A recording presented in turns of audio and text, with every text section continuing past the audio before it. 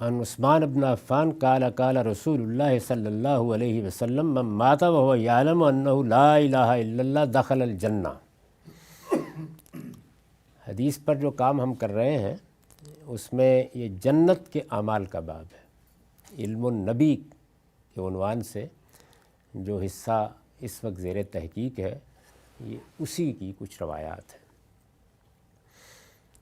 ترجمہ یہ ہے کہ عثمان بن عفان رضی اللہ عنہ بیان کرتے ہیں کہ رسول اللہ صلی اللہ علیہ وسلم نے فرمایا، جس شخص کی موت اس حالت میں آئے کہ وہ جانتا ہو کہ اللہ کے سوا کوئی الہ نہیں ہے، وہ جنت میں داخل ہوگا۔ یہ ایک بشارت کی روایت ہے، یعنی وہ کیا چیزیں ہیں جو انسان کو جنت میں لے جانے کا باعث بنتی ہیں۔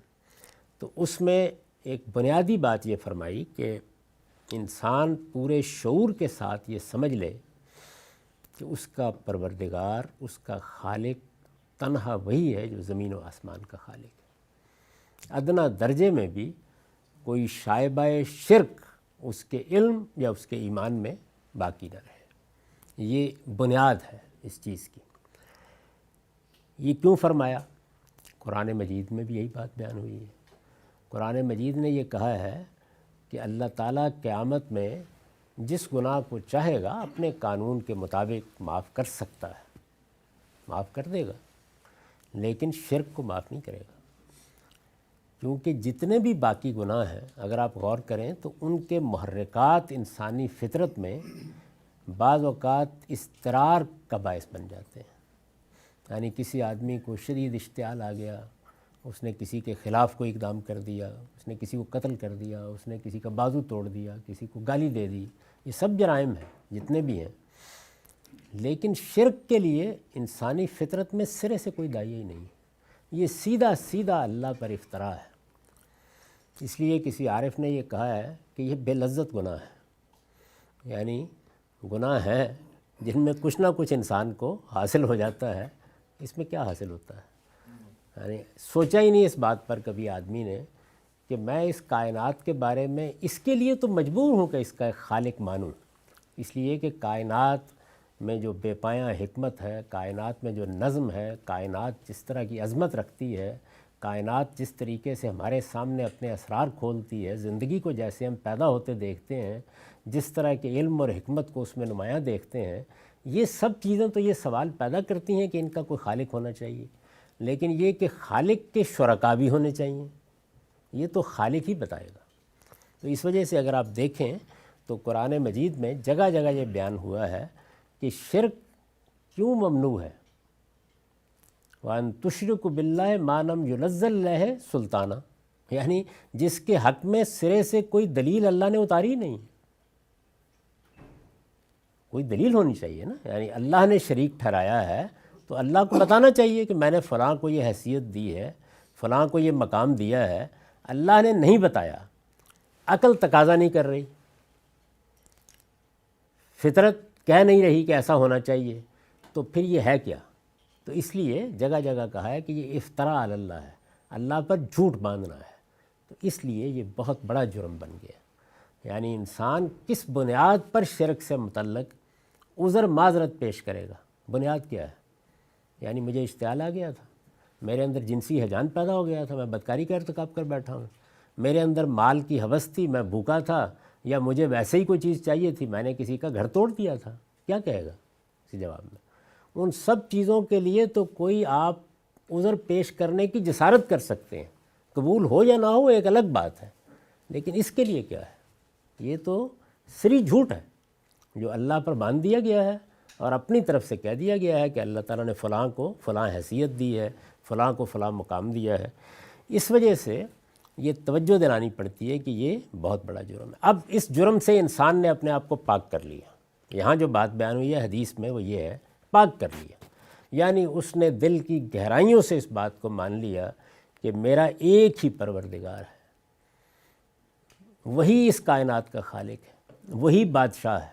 وہ جو سورہ ناس میں ہم کہتے ہیں نا، قُلْ اعوذ برب الناس ملک الناس الہ الناس، بادشاہ وہی ہے، معبود وہی ہے، خالق وہی ہے، اس کا ایک لازمی نتیجہ ہے جو اس روایت میں بیان کرنے کی ضرورت نہیں ہے، اس لیے کہ وہ بدیہی ہے۔ ایسا شخص جو اس درجے میں توحید کو مانتا ہو وہ خدا کے مقابلے میں سرکش نہیں ہو سکتا، گناہ کر سکتا ہے، غلطی کر سکتا ہے، سرکش نہیں ہو سکتا۔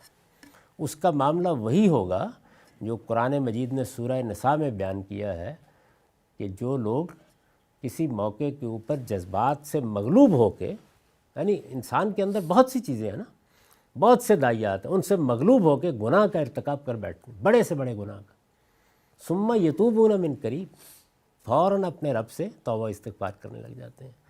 تو اصل میں یہ ندامت، یہ استغفار، یہ خدا کی طرف فوری رجوع، یہ معافی کی طلب، یہ ممکن نہیں ہے کہ توحید پر سچے ایمان کے ساتھ ختم ہو جائے۔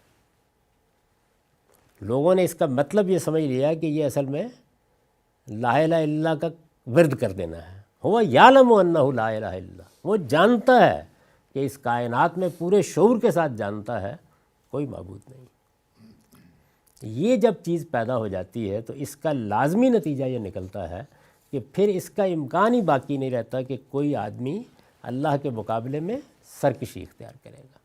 جب سرکشی اختیار نہیں کرے گا تو گناہ ہوگا، توبہ کرے گا، رجوع کرے گا، لوٹے گا، اپنے پروردگار کی بارگاہ میں حاضر ہو جائے گا، لازماً ہوگا۔ اس کو اس پر قیاس نہ کیجیے گا کہ سارے مسلمان یہ مانتے ہیں، نہیں، وہ پورے شعور کے ساتھ مانتے ہی نہیں، انہیں اس کا احساس ہی نہیں ہوتا۔ وہ تو کلمہ اسی طرح پڑھتے ہیں جس طریقے سے والدین نے ایک منتر ہے جو سکھا دیا ہے، وہ ان کے شعور میں نہیں اترتا۔ تو شعور میں جب اترتا ہے تو اس کا مطلب یہ ہے کہ اس نے یہ مان لیا کہ میں ایک بندہ ہوں، میرا ایک خالق ہے، وہی میرا معبود ہے، اس کی بادشاہی میں میں رہ رہا ہوں، قیامت میں تنہا اسی کی بادشاہی قائم ہو جائے گی، مجھے اسی سے ملاقات کرنی ہے، وہ تنہا معبود ہے، وہی مالک ہے، کوئی وہاں کھڑا ہو کے مجھے بچا نہیں سکے گا۔ یہ ہے اصل میں لا الہ الا اللہ کی حقیقت کا علم۔ جب یہ علم ہو جاتا ہے تو کوئی شبہ نہیں کہ اس کا نتیجہ پہ جنتی ہے، یعنی پھر آدمی کہیں پھسلے گا، گرے گا، اٹھے گا، توبہ کرے گا، آخری نتیجہ وہی ہے۔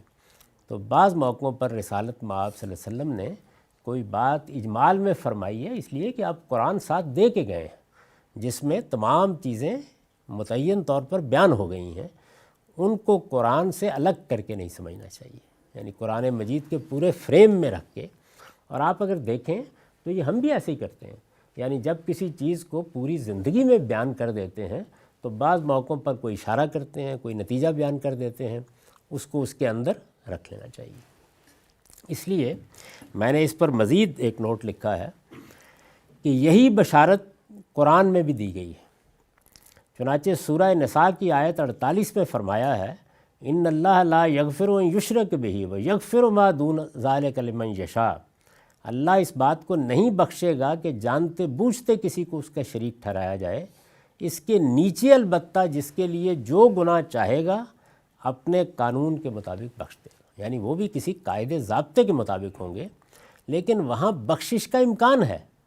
کسی کا کوئی عذر، کسی کی غلط فہمی، کسی کا کوئی داعیہ زیر بحث آ سکتا ہے وہاں، لیکن یہاں کیا چیز ہے جس کو پیش کریں گے؟ تو اس موقع پر یہ بھی سمجھ لیجئے کہ شرک اصل میں ہے کیا، یعنی یہ تو واضح ہو گیا کہ اللہ کو ایک ماننا ہے، تو اس کی ایک واضح تعریف ہر مسلمان کو معلوم ہونی چاہیے، کیونکہ اگر وہ یہ سمجھ لیتا ہے کہ شرک کیا ہے تو پھر ہی اس کا امکان ہے کہ وہ اس بڑے گناہ سے بچ بھی سکے۔ اور ظاہر ہے کہ جب وہ یہ سمجھ لے گا کہ شرک کیا ہے تو پھر یہ توقع ہے کہ وہ توحید پر اس پورے شعور کے ساتھ قائم بھی رہے جس کا یہ عظیم صلہ بیان ہوا ہے۔ جنت معمولی بات نہیں ہے، یعنی یہی ہے جس کے لیے انبیاء علیہم السلام آئے ہیں، اسی کی منادی کر رہے ہیں۔ تو اس کو چند الفاظ میں نے کوشش کی ہے کہ اپنی کتاب میزان میں بھی بیان کر دوں، اور وہی یہاں نقل کیا ہے، یعنی پورے شعور کے ساتھ اس بات کو سمجھتا ہو کہ نہ کوئی خدا کی ذات سے ہے، نہ خدا کسی کی ذات سے ہے۔ پہلی چیز جو ہے وہ یہ ہے، یعنی نہ کوئی خدا کی ذات سے ہے، کوئی چیز اللہ تعالیٰ کی ذات سے پھوٹی ہوئی نہیں ہے۔ جیسے مسیحیوں نے سیدنا مسیح علیہ السلام کو خدا کا جسدی ظہور مان لیا، ہمارے صوفیوں نے پوری کائنات کو خدا کا جسدی ظہور کہہ دیا۔ یہ خدا کی ذات سے کسی کو قرار دینا ہے۔ اور نہ خدا کسی کی ذات سے. یعنی یہ دوسری تو بالکل ہی بدیہی بات ہے. جب وہ اس کائنات کا خالق ہے اور وہی اول و آخر ہے تو وہ کسی چیز سے صادر نہیں ہوا، اور نہ خلق میں یا مخلوقات کی تدبیر امور میں کسی کا کوئی حصہ ہے. دوسری چیز کیا ہے؟ الا لہ الخلق والامر، یعنی نہ خلق میں، تخلیق کے عمل میں کسی کا کوئی حصہ ہے اور نہ اس کائنات کا نظم چلانے میں کوئی شریک ہے. یہ غلط فہمی نہ ہو، فرشتے اس کائنات کا نظم چلانے میں شریک نہیں ہیں، پابند حکم ہیں. یعنی اللہ تعالیٰ کے اوامر کی تنفیذ کر رہے ہیں. جو حکم دے دیا جاتا ہے اس کے مطابق فیصلہ کر دیتے ہیں جا کے، یا اس کا نفاذ کر دیتے ہیں، وہ یہ کام کرتے ہیں. تو یہ سمجھ لینا چاہیے کہ یہ یعنی کسی ایسے معاملے میں تعویلیں کرتے ہیں لوگ بالعموم، کوئی خلق میں شریک نہیں ہو سکتا. آپ کو بچہ اللہ ہی نے دینا ہے، اس کی خلق میں کوئی اور شریک نہیں ہو سکتا. نظم امور میں بھی کوئی شریک نہیں ہے. کائنات کا جو نظام چل رہا ہے جس کے تحت آپ دعائیں کرتے ہیں، مناجاتیں کرتے ہیں، اللہ تعالیٰ کی مدد چاہتے ہیں، ان میں کوئی شریک نہیں ہے. وہ تنہا اللہ کے فیصلے ہیں. اب اس سے نیچے آ جائیے. خلق اور امر کے معاملے کو اگر آپ نے جان لیا، نیچے ہم انسان ایک دوسرے سے مدد بھی مانگتے ہیں، ایک دوسرے سے ملتے بھی ہیں، چاہتے بھی ہیں، اس میں کوئی مسئلہ نہیں. دو بنیادی باتیں ہیں جو اصل میں ہر مسلمان کو ملحوظ رکھنی چاہیے. ایک یہ کہ نہ اللہ کسی کی ذات سے ہے، نہ اللہ کی ذات سے کوئی چیز ہے، اور نہ خلق اور امر میں اس کا کوئی شریک ہے. خلق یعنی تخلیق کا عمل، کریشن کا عمل، جیسے بھی ہو رہا ہے، جہاں بھی ہو رہا ہے، جو بھی ہو چکا ہے، ہو رہا ہے یا ہوگا، اور نہ اس دنیا کی تدبیر امور میں، اس کے معاملات کو چلانے میں کسی کا کوئی ہاتھ ہے. رسالت باب صلی اللہ علیہ وسلم کا ایک ارشاد زیر بحث تھا، اس پر ہم کچھ گفتگو کر چکے.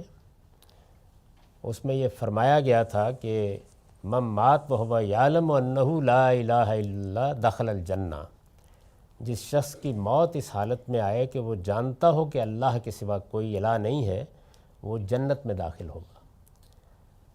میں نے یہ عرض کیا تھا کہ اس میں یعلم کا مطلب کیا ہے، اور یہ بتایا تھا کہ وہ پورے شعور کے ساتھ یہ سمجھتا ہو کہ نہ کوئی خدا کی ذات سے ہے، نہ خدا کسی کی ذات سے ہے، اور نہ خلق میں یا مخلوقات کی تدبیر امور میں کسی کا حصہ ہے.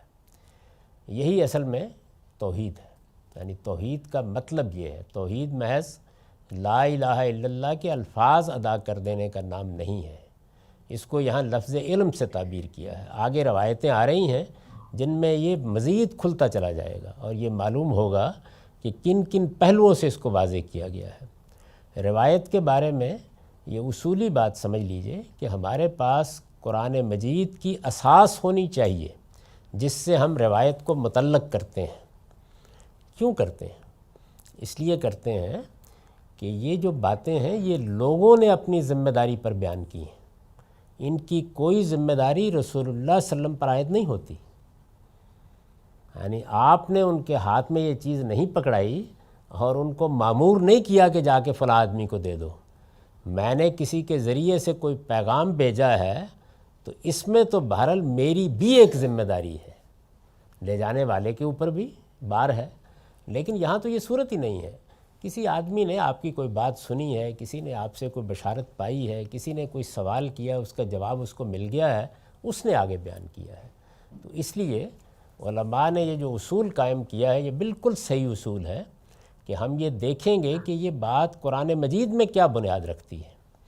قرآن مجید کی یہ جو بنیاد ہے اس کو جانے بغیر آپ اس کو حقیقی معنی میں سمجھ ہی نہیں سکتے. یعنی وہ ایک مجمل بات ہوتی ہے، بعض اوقات آگے پیچھے سے کاٹ کر بیان کر دی جاتی ہے، بعض اوقات بیان کرنے والا اس میں اپنے فہم کے لحاظ سے الفاظ تبدیل کر دیتا ہے جس کو فنی اصطلاح میں روایت بالمعنی کہا جاتا ہے.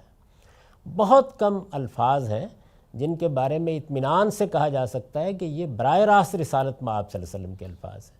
جن لوگوں نے اس فن پر کام کیا ہے وہ جانتے ہیں کہ راوی کس طریقے سے تصرفات کرتے چلے جاتے ہیں. یہ نہیں کہ وہ کوئی جانتے بوجھتے کر رہے ہوتے ہیں. ہم کسی چیز کو سمجھتے ہیں، آپ یہاں بیٹھے ہوئے ہیں، آپ میری بات کو سمجھیں گے تو اپنی طرف سے یہ خیال کر کے کہ ٹھیک سمجھیں بیان کر دیں گے، تو اس میں الفاظ کا انتخاب آپ کا ہوتا ہے. بعض اوقات ہلکا سا کسی چیز کا اسٹریس تبدیل ہو جائے یعنی زور کس بات پر ہے، اس سے زمین آسمان کا فرق واقع ہو جاتا ہے۔ تو یہ ساری چیزیں چونکہ ملحوظ ہوتی ہیں، اس لیے ضروری ہے کہ قرآن مجید میں اس کی بنیاد دیکھی جائے کیا ہے، یعنی جو بات رسالت مآب صلی اللہ علیہ وسلم کی نسبت سے بیان کی جا رہی ہے، کیا اللہ کی کتاب نے جو اساسات قائم کیے ہیں، جو بیسس فراہم کیے ہیں، ان میں کوئی چیز ہے جو اسے قبول کرتی ہے، وہاں سے اس کو اٹھایا جائے گا، اور اسی طرح اٹھایا جائے گا جیسے ہم اس سے پہلے درس قرآن میں دیکھ رہے تھے کہ اللہ تعالیٰ نے ایک بات کی، اس میں ایک بنیاد قائم کی، اس میں ایک عمل کو فسق قرار دیا، فسق کو ہم نے سمجھا کہ وہ عام نافرمانی نہیں بلکہ اللہ کے مقابلے میں سرکشی ہے، اس کا معاملہ وہاں شرک کی نوعیت کا ہے۔ پھر ہم نے 2 جگہ پر اس کا اطلاق دیکھا، تو اس کا مطلب کیا ہوا کہ ایک چیز جس جگہ اصلاً بیان ہوئی تھی وہاں سے نکل پڑی اور پھر دوسری جگہوں تک پہنچی۔ اس طریقے سے حدیثیں بھی سمجھی جاتی ہیں اور اسی طرح سے علماء اور فقہاء کے فتوے بھی سمجھے جاتے ہیں، یعنی دیکھا جاتا ہے کہ وہ کس چیز پر مبنی ہے، کہاں پہ پائے جاتے ہیں۔ تو اس پر میں نے پھر یہ نوٹ لکھا ہے کہ یہی بشارت قرآن میں بھی دی گئی ہے، یعنی یہ جو بشارت اس میں ہے نا جنت کی، یہی ایک دوسرے طریقے سے، دوسرے اسلوب سے قرآن میں بھی دی گئی ہے۔ چنانچہ سورہ نساء کی آیت 48 میں فرمایا ہے، ان اللہ لا یغفر ان یشرک بہ ویغفر ما دون ذلک لمن یشاء، اللہ اس بات کو نہیں بخشے گا کہ جانتے بوجھتے کسی کو اس کا شریک ٹھہرایا جائے، اس کے نیچے البتہ جس کے لیے جو گناہ چاہے گا اپنے قانون کے مطابق بخش دے گا۔ تو اس سے یہ نتیجہ نکلتا ہے کہ یہ توحید کو ماننا، اللہ تعالیٰ کو ایک سمجھنا، اللہ کے ساتھ کسی کو شریک نہ ٹھہرانا، یہ کوئی محض ایک عقیدے کا اظہار نہیں ہے بلکہ یہ اصل میں انسان کی پوری زندگی اور رویے پر اثر انداز ہو جاتا ہے۔ یعنی میں جب یہ مانتا ہوں کہ میرا ایک پروردگار ہے، وہی تنہا پروردگار ہے، اسی کے سامنے مجھے جواب دہ ہونا ہے، تو پھر یہ ممکن نہیں ہے کہ میں سرکشی اختیار کر لوں، گناہ ہو جائے گا، غلطی ہو جائے گی، لیکن میں لوٹوں گا، توبہ کروں گا، ندامت ہوگی میرے اندر۔ اس سے میں اپنے آپ کو الگ نہیں کر سکتا جب میں توحید کو مانتا ہوں۔ تو اس وجہ سے اللہ تعالیٰ نے اس چیز کو بنیاد بنایا کہ اگر تم مجھ سے سرکش نہیں ہوئے، میری توحید کو مانتے ہو، اور پھر تم سے کوئی گناہ ہو جاتا ہے، کوئی غلطی ہو جاتی ہے، تو میں رحیم ہوں، میں کرم فرماتا ہوں، وہ میں اپنے قانون کے مطابق کی شرط کیوں ضروری ہے؟ اس لیے کہ جو ضابطے معافی کے لیے بیان کیے گئے ہیں ان کا لحاظ رہے گا، یعنی ایسے نہیں ہو سکتا کہ کسی ظلم کو بنیاد بنا کر کسی کو معاف کر دیا جائے۔ اس کی وجہ کیا ہے؟ استاد امام لکھتے ہیں، جس طرح تمام خیر کا منبع توحید ہے، یعنی اصل میں جو خیر ایک مسلمان کے لیے خیر ہے، مسلمان کے لیے خیر اور نہ ماننے والے کے لیے، غیر مسلم کے لیے خیر میں کیا فرق ہے؟ مسلمان خیر کو دنیا اور آخرت دونوں سے متعلق کر کے خیر کا تصور قائم کرتا ہے، یعنی جس طرح میں ایک انسان ہوں اور انسان کی حیثیت سے بھی میرے اندر خیر کا ایک شعور دیا گیا ہے، میری فطرت میں وہ دوسرے انسانوں سے متعلق ہو کر ظہور پذیر ہوتا ہے۔ اگر مجھ سے پوچھا جائے تو میں ایک مبہم لفظ بولنے کے سوا کچھ نہیں کہہ سکتا، اور میں یہ کہتا ہوں یہ تو انسانیت کا تقاضا ہے نا۔ اگر آپ غور کریں تو یہ محض ایک بیان ہے، یعنی اس کی کوئی فلسفیانہ اساسات نہیں ہیں، انسانیت کا تقاضا ہے، مجھے دوسرے کو دھوکہ نہیں دینا چاہیے، فریب نہیں دینا چاہیے۔ لیکن جس وقت یہ خیر اللہ کے دین میں خیر بنتا ہے تو اصل میں یہ ایک بڑی محکم فلسفیانہ بنیاد پر خیر بنتا ہے۔ پھر اس کی بنیاد کیا ہے کہ میرا پروردگار سراسر خیر ہے، وہ سراپا عدل ہے، مجھے اس نے وجود بخشا ہے، ارادہ اختیار اس کا دیا ہوا ہے، میں اس دنیا کے اندر محض انسان نہیں ہوں بلکہ میں عبد کی حیثیت سے کھڑا ہوں، میں بندہ ہوں، اور میرے پروردگار میں یہ جو عبد اور معبود کا تعلق ہے اس کو دنیا میں بھی ظہور پذیر ہونا ہے اور اس کے نتائج میری اگلی زندگی میں بھی نکلنے ہیں۔ تو اس لیے خیر بظاہر مشترک نظر آتا ہے، لیکن وہ خیر جب ہمارے دین میں آ کے خیر بنتا ہے، یہ وہ زیر بحث ہے۔ جس طرح تمام خیر کا منبع توحید ہے، یعنی جو یہ خیر ہے، یہ نیکی ہے، یہ پیدا کہاں سے ہوگی؟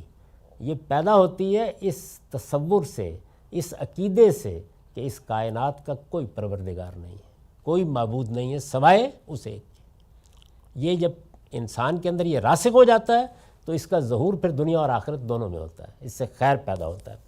یعنی خدا کی ذات، صفات اور اس کے حقوق میں کسی کو ساجی نہ ٹھہرانا، شریک نہ ٹھہرانا، اسی طرح تمام شر کا منبع شرک ہے اس معاملے میں، یعنی وہ خیر جو میری دنیا اور آخرت دونوں کا احاطہ کرتا ہے، اس میں مقابل کی چیز کیا ہے؟ شر، اور اس کا منبع کیا ہے؟ وہ کہاں سے پھوٹتا ہے؟ وہ شرک سے پھوٹتا ہے، یعنی خدا کی ذات، صفات اور اس کے حقوق میں کسی کو شریک ٹھہرانا۔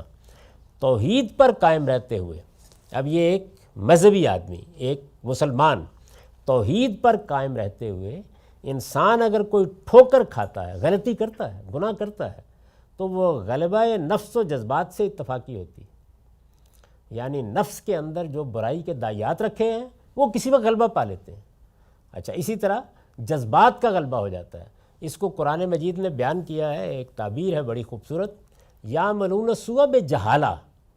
یہ جہالہ یہاں اس معاملے میں استعمال نہیں جیسے ہم جہالت بولتے ہیں، یعنی جذبات کا غلبہ ہو گیا، آگے پیچھے کی خبر نہیں رہی، یہ ایسی کیفیت طاری ہو گئی کسی چیز کی رغبت میں، وہ انسان کے اندر جنس کا داعیہ بھی ہے، وہ انسان میں مفادات کی محبت بھی ہے، وہ کسی کے موقع کے اوپر کوئی خاص خواہش ہے جو انسان کو اسیر کر لیتی ہے، تو یہ غلبہ نفس و جذبات ہے، یہ اتفاقی ہوتا ہے۔ یہ نہیں ہوتا کہ وہ اپنی غلطی کو اوڑھنا بچھونا بنا لے، اس وجہ سے وہ گرنے کے بعد لازماً اٹھتا ہے۔ برعکس اس کے شرک کے ساتھ اگر کسی سے کوئی نیکی ہوتی ہے تو وہ اتفاقی ہوتی ہے۔ اب یہ نیکی مذہبی نیکی جس کا اصل منبع خیر یعنی خدا سے کوئی تعلق نہیں ہوتا، اس وجہ سے وہ بے بنیاد ہوتی ہے۔ مشرک خدا سے کٹ جانے کی وجہ سے لازماً اپنی باغ نفس اور شیطان کے ہاتھ میں دے دیتا ہے، اس وجہ سے وہ درجہ بدرجہ صراط مستقیم سے، سیدھی راہ سے اتنا دور ہو جاتا ہے کہ اس کے لیے خدا کی طرف لوٹنے کا کوئی امکان ہی باقی نہیں رہ جاتا، تاں آ کے وہ شرک سے توبہ کرے۔ اس وجہ سے خدا کے ہاں شرک کی معافی نہیں ہے۔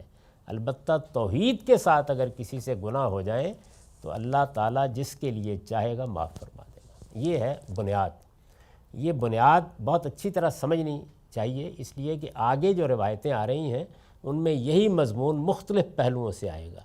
اس میں جو ہمیں فلسفیانہ بنیاد سمجھانے کی کوشش کی گئی ہے وہ یہ ہے کہ جب ہم دین میں خیر اختیار کرنا چاہتے ہیں، یعنی اللہ تعالیٰ کے حوالے سے خیر اختیار کرنا چاہتے ہیں، تو اس کی بنیاد توحید ہے، اور جب ہم اللہ تعالیٰ کے حوالے سے شر کی طرف جائیں گے تو اس کی بنیاد کیا ہوگی؟ شرک۔